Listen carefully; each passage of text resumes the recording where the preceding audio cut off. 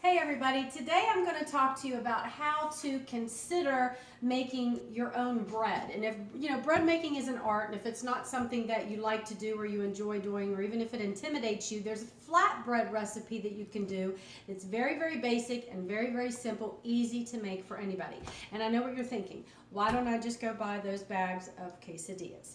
Because they're not as healthy. They're highly processed, and this gives you an opportunity to control the ingredients that you put in or don't put in, and it also gets you experimenting more in the kitchen with making things from scratch, which is almost always healthier depending on the ingredients you use. And I also want to show you that this is a way that you can take what would be a very basic, not so healthy recipe and make it healthier. And it's also an excuse for me to use my brand new KitchenAid. I need to give a shout out to my mother-in-law, Sherry Hill. Thank you so much for this. This was a Christmas gift and I love it. I've used it every day this week.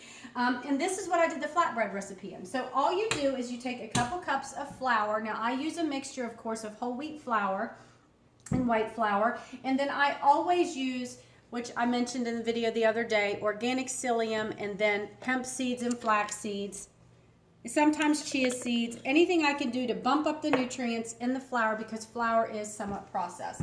And then because this is an herbed flatbread, I've minced up some fresh rosemary and I put that in there, and I don't use butter here, so I use a butter-free, basically, spread.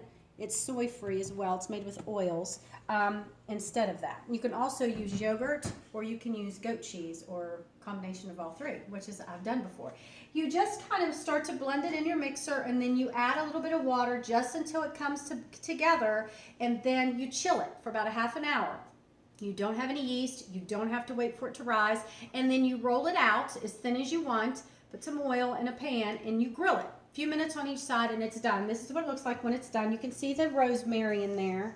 I also put a little bit of salt as well. And then you can cut it with a pizza cutter, pretty much however you want to cut it. It really doesn't matter. And then I'm serving it today with a homemade salsa that I made, but you can really use it however you want. You can use it it's really, really good with soups and stews and things to, sop up a liquid. You can also use it as an open-faced sandwich, maybe put some grilled fish or something on it.